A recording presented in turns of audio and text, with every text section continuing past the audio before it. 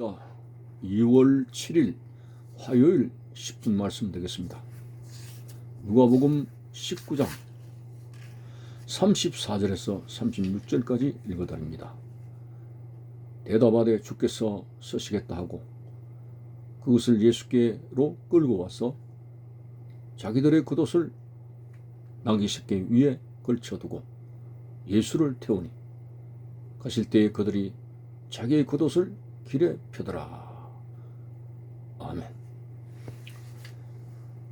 자, 예수님께서 작정을 하시고 예루살렘 성을 들어가시는 그 모습이 준비된 모습인 것을 보게 되는데, 그것은 마치 왕이 전쟁에서 승리하여 아주 넘넘한 모습으로 황금마차를 타고 온 백성들의 환영을 받으면서 승리하고 돌아오는 그 자신들의 왕을 환호를 하면서 모셔드리는 그런 모습을 보게 됩니다. 그런데 예수님께서는 그 왕의 모습으로 세상의 권세를 가지고 통치하는 그런 세상의 왕과는 뭔가 확연하게 다른 그런 낮은 자의 모습이 있습니다. 황금마차를 타는 대신에 아주 뒤뚱거리는 나귀 새끼를 준비하셨고, 제자들은 예수님을 나귀 새끼 위에 타시도록 자기들이 겉옷을 깔고, 그리고 길바닥에도 자기들이 겉옷을 깔았다고 했습니다. 안장이 되도록 자기들의 겉옷을 나귀 새끼 등에 깔고, 그리고 길바닥에는 온 백성들이 왕으로 모시는 그런 그 길로서 카페트 격으로 이제 자기들의 겉옷을 깔았습니다. 그렇지만은 한 통치자, 세상의 왕으로서의 성을 입성하게 되는 모습으로 출현하기에는 너무나 초라한 모습입니다. 나귀 새끼가 웬 말이며, 제자들이 땀냄새가 나는 겉옷을 안장으로 그리고 바닥에 카페트로 삼으시면서 나귀 새끼를 타고 가는 그 뒤뚱거리는 나귀 새끼의 모습을 보면서 아무리 왕으로서의 어떤 면모를 보여주시기 위해서 예루살렘 성을 입성하셨지만은 그런 그 열악한 그 모습 속에서 전혀 근위를 찾아볼 수 없는 모습이 나옵니다. 예수님은 사역에 바쁘신데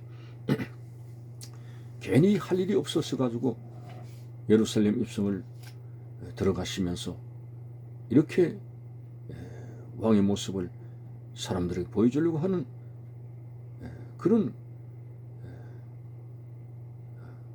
그냥 아무런 뜻 없이 보여주는 것이 아닙니다. 여기서 우리는 분명히 세상의 왕과 하나님 나라의 통치자로서의 왕의 모습을 구별해서 주님께서 확실히 보여주는 것을 우리는 발견하게 됩니다. 세상의 왕은 그렇습니다. 영광스럽습니다. 세상의 권세를 가집니다. 백성들을 휘어잡습니다. 군림합니다. 왕의 한마디로 호령하고 보좌에 앉고 모든 사람을 부리게 됩니다. 그러나 예수님은 분명히 이 땅에 오셔서 만왕의 왕으로서의 길을 걸어가시는 예루살렘 입성을 통해서 만왕의 왕으로서의 모습을 보여주고 있습니다만, 세상의 왕과 만왕의 왕으로서의 목적과 통치가 모두 다른 것을 보게 됩니다. 만왕의 왕 되신 예수님은 세상 사람들 위에 군림하시고 호령하시고 그리고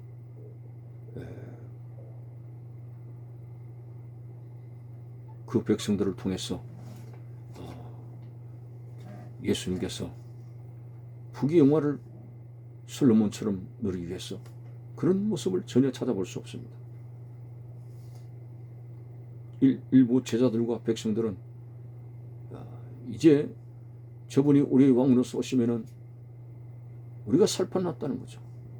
우리가 육적으로 잘 살게 되고 로마를 격퇴시키고 드디어 이스라엘이 큰 이제 권세의 자리에 회복된다는 이런 세상적인 생각을 가지게 되었죠. 그러나 예수님은 세상의 왕과는 전혀 다른 모습입니다만 그렇다고 세상의 왕보다도 적은 권세를 가진 것이 아니라 한 나라의 왕이 아니라 온 세상 모든 나라의 만왕의 왕으로서의 모습을 예루살렘 입성을 통해서 보여주시는데 이 땅에서 부귀 영화를 누리시기 위한 자리가 바로 예수님이 나타내시는 그런 만왕의 왕의 모습이 아니라 바로 죄를 없이 하기 위해서 사탄과의 격렬한 전쟁을 치르기 위해서 골고다 언덕으로 자신의 몸을 제물로 드리면서 죽으시기 위해 가는 그런 왕의 길은 세상의 왕과는 전혀 다릅니다. 그러기에 세상의 왕들이 아무리 백성들의 환호를 받아도 그 백성들에게 어떤 민생군을 해결해주고 잘 살게 해주는 어떤 면모를 보여준다 할지라도 그러나 그 세상 왕이 다스리는 나라는 여전히 고통과 아픔과 그리고 질병과 늙어감과 죽음 이런 문제는 전혀 해결이 되지 못합니다.